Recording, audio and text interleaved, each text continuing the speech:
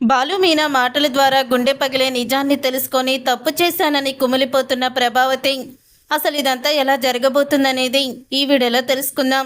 Video నచ్చితే తప్పకుండా like చేయండి. రాజేష్ వాళ్ళని తినకుండా వెళ్ళిపోయేలా చేశాడని బాలు మనోజ్ మీద కోపాన్ని చూపిస్తూ ఉంటాడు.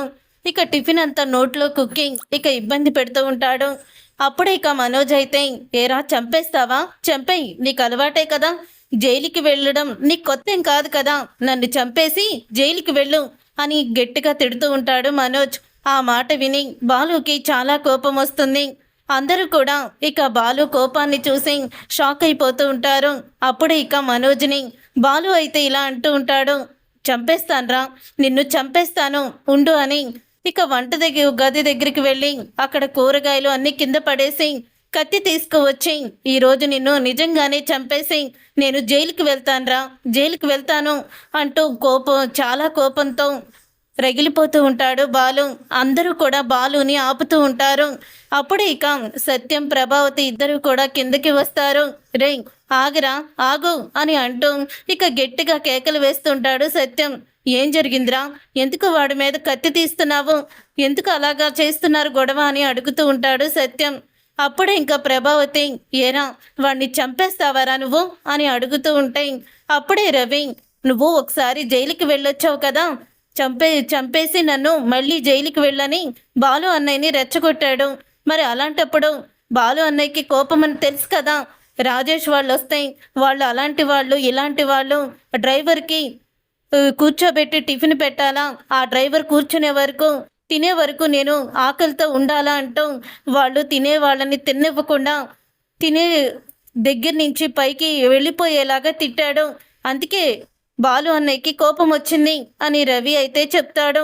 అప్పుడు ఇక రవి అలా అన్న తర్వాత, ఏరా వాడిని ఒక్కసారి జైలుకి వెళ్ళావు కదా, మరోసారి వెళ్ళు నన్ను చంపేసన్నావా, వాడు జైలుకి ఎందుకు వెళ్ళాడ్రా, వాడు ముఖంలో సూటిగా ఆ మాట అడుగు, వాడు ముఖం ఇంక చూసి అడగరా, అడుగు, వాడి కళ్ళల్లో సూటిగా చూసి నువ్వు ఆ మాట అడుగు అని అడుగుతూ ఉంటాడు సత్యం.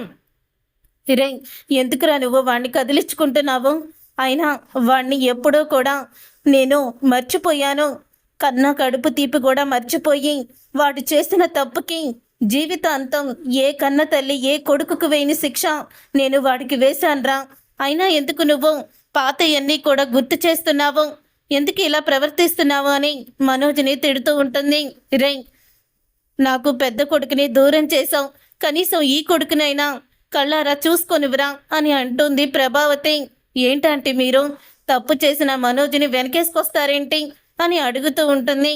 అప్పుడే ఇక శృతి, ఏంటి రవి, అసలు ఇంట్లో న్యాయానికి అసలు రోజులు లేవా, ప్రతి ఒక్కళ్ళు కూడా ఏదో ఒకలాగా ప్రవర్తిస్తూనే ఉంటున్నారు, డబ్బు తప్ప ఈ ఇంట్లో ఎవ్వరికీ కూడా ప్రేమలు అనుబంధాలు కనీసం మంచితనం కూడా లేదు అని శృతి తిట్టుకొని లోపలికి వెళ్ళిపోతుంది. అని రవి కూడా తిట్టుకొని లోపలికైతే వెళ్ళిపోతాడు. రే నిన్ను చూస్తుంటే అసలు ప్రభావతి వీడిని జైలుకి వెళ్ళాడని చెప్పాడు కదా, వీడిని ఏలన చేశాడు కదా అసలు అని అంటూ ఉంటాడు సత్యం. అప్పుడు ఇక బాలు, వదిలే నాన్న, వదిలేసాయి అని అంటూ బాలు అయితే ఇక వెళ్ళిపోతాడు టెర్రస్ మీదకి. అప్పుడు ఇక మీనా బాలు వెనకాలే వెళ్ళిపోతుంది. అలా వెళ్ళిపోయిన తర్వాత అప్పుడు ఇక ప్రభావతి, ఈ ఇంట్లో ఎవరిని కూడా ప్రశాంతంగా ఉండనివ్వరు అని తిట్టుకుంటూ తను వెళ్ళిపోతుంది. అప్పుడు ఇక నువ్వు రా మనోజ్ అని ఇక రోహిణి, నేను చెప్తూనే ఉన్నాను, నువ్వు ఎక్కువగా మాట్లాడకని, ఇవాళ నీ పుట్టినరోజు, అనవసరంగా బాలు చేత దెబ్బలు తిన్నావు, నోరు అదుపులో పెట్టుకోలేకపోతున్నావు, నీకెన్నిసార్లు చెప్పినా బుద్ధి రాదు అని రోహిణి కూడా తిట్టుకుంటూ లోపలికి వెళ్ళిపోయినాక అప్పుడే ఇక సత్యం అయితే మనోజ్ చంప పగలగొడతాడు. అప్పుడే ఇక మనోజ్ షాక్ అయిపోతూ నాన్న అని అంటూ ఉంటే, నోరు ముయ్యిరా, వాడు జైలుకి వెళ్ళింది నీ కారణంగానే కదా, ఏంటి ఇదంతా నాకెలా తెలుసు అనుకుంటున్నావా, నాకు మొత్తం నిజాలన్నీ కూడా తెలుసు అని అంటూ సత్యం అయితే మనోజ్కి షాక్ ఇస్తాడు. ఈరోజు నువ్వు చేసిన పనికి నేను నిజంగానే నిజాన్ని బయట పెట్టేవాడిని, కానీ ఇప్పుడు కూడా బాలు ఆపుతున్నాడు, ఎందుకో తెలుసా, వాళ్ళ అమ్మ కోసం. ఎక్కడ నీ గురించి తెలిస్తే మళ్ళీ తను బాధపడుతుందేమో, ఇన్ని రోజులు నీలాంటి వాడిన నేను ఎంతో ప్రేమగా పెంచిందని తను కుమిలిపోతుందేమని భయంతోనే వాడు చెప్పలేదురా అంటూ ఉంటాడు సత్యం.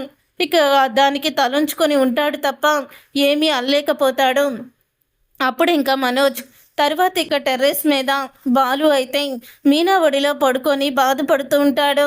నేనేం తప్పు చేశాను మీనా, ఎందుకు నాకు ఆ దేవుడు ఇంత పెద్ద శిక్ష వేశాడు అని అంటూ ఉంటే, చూడండి దేవుడు శిక్ష వేశాడని మీరు అనుకుంటున్నారు, కానీ మీ కుటుంబం కోసం మీరు చేసిన త్యాగం ఎంతో గొప్పది. ఆ భగవంతుడు మీ కుటుంబాన్ని మీకు అంతలా ప్రేమించే మనసుని ఇచ్చారు, కానీ ఆ మనసుని వీళ్ళే అర్థం చేసుకోలేకపోతున్నారు అని అంటూ ఉంటుంది మీనా.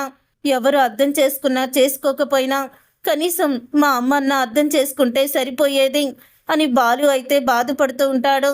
తర్వాత కొంచెం సేపటికి ప్రభావతి అయితే బయటికి వస్తుంది. ఇక హాల్లో ఇద్దరు కూడా కనిపించరు మీనా బాలు. ఏంటి వీళ్ళు టెర్రస్ మీద నుంచి ఇంకా కిందకి రాలేదా అని అనుకుంటూ ఇక బాలుని అన్న మాటలన్నీ గుర్తు చేసుకొని ఏం చేస్తున్నారని తనైతే టెర్రస్ మీదకి వెళ్తుంది. అప్పుడే ఇక వెళ్ళేసరికి బాలు అంటూ ఉంటాడు, మీనా వాడేమన్నాడో చూసావా, జైలుకి వెళ్ళినాడికి మళ్ళీ జైలుకి వెళ్ళడం పెద్ద లెక్కేం కాదు, చంపేస్తావా మనుషుల్ని అంటూ ఆ మనోజ్ గడు ఎలా మాట్లాడాడో అని అంటూ ఉంటాడు బాలు. కానీ ఆ రోజు మీరు ఎందుకు జైలుకి వెళ్ళారో అన్నీ తెలుసుకోవడం మీ అన్నయ్య అలా మాట్లాడటం నాకు నచ్చలేదండి. నేను మీకు మాట ఇచ్చాను కాబట్టి నిజాన్ని బయట పెట్టలేదు. మావయ్య గారు కూడా బయట పెట్టాలనుకుంటే మీరు ఆపారు. ఎందుకు ఆపుతున్నారు? మీ అమ్మకి తెలియాలి. ఆ రోజు మీ పెద్దన్నయ్య నీళ్ళల్లో పడిపోయి చనిపోవడానికి కారణం మనోజ్ అని మీ అమ్మకి తెలియాలి. మీ అన్నయ్య ఈత రాదు అంటే మనోజ్ నీళ్ళల్లోకి నెట్టేసి మీ అన్నయ్యని చంపేశాడు. మీ అన్నయ్యని కాపాడడానికి మీరు ఎంతో ప్రయత్నించారు, కానీ ఫలితం దక్కలేదు. మరి ఈ విషయాన్ని మీ అమ్మకి ఎందుకు మీరు చెప్పొద్దంటున్నారు? ఇంత అవమానం జరుగుతూ ఏ కన్న తల్లి కూడా ఏ కన్న కొడుకు మీద తీర్చుకోలేని కక్షను మీ అమ్మ తీర్చుకుంటున్నారు కోపాన్ని పెంచుకొని. మరి ఎందుకు మీరు ఇలా ప్రవర్తిస్తున్నారో తెలియడం లేదు అని నిజాన్ని బయట పెడుతుంది మీనా. బాలు మీనా మాట్లాడుకోవడం విని మనోజు తన పెద్ద కొడుకుని చంపాడని, బాలు ఏ తప్పు చేయలేదని ప్రభావతి గుండె పగిలే నిజాన్ని తెలుసుకుంటుంది. ఇక తెలుసుకొని ఒక్కసారే షాక్ అయిపోతూ ఉంటుంది. అప్పుడు ఇక సత్యం దగ్గరికి అయితే వెళ్తుంది. ఇక సత్యం అయితే ఏంటి ప్రభా అని అడుగుతూ ఉంటాడు. నాకు మీరు నిజం చెప్పండి అని అంటూ ఉంటే, ఏం నిజం చెప్పాలి నీకు అని అడుగుతూ ఉంటాడు సత్యం. మన పెద్దబ్బాయి చావుకి కారణం ఎవరు అని అడుగుతుంది ప్రభావతి. ఎవరో నీకు తెలుసు కదా, మళ్ళీ నన్నెందుకు కొత్తగా అడుగుతున్నావని సత్యం అనడంతో, మీరు నాతో అబద్ధం చెప్పారు, నిజం చెప్పండి ఎవరు అని అడుగుతూ ఉంటే, అప్పుడు ఇక సత్యం అది నేను చెప్పలేను అని అంటూ ఉంటాడు. మనోజే మన పెద్ద కొడుకుని చంపేశాడా అని అడుగుతూ ఉంటుంది. అప్పుడే ఆ మాట విని ఒక్కసారి సత్యం షాక్ అయిపోతాం. ప్రభా నీకు ఈ విషయం అని అంటూ ఉంటే, వాడు టెర్రస్ మీద బాధపడుతూ తన మనసులో ఉన్న బాధని బయటికి చెప్పుకుంటుంటే ఆ నిజాలు తెలిసి గుండె పగిలిపోయి మీ ద్వారా నిజం తెలుసుకోవాలని వచ్చాను, నిజం చెప్పండి అని అడుగుతూ ఉంటుంది.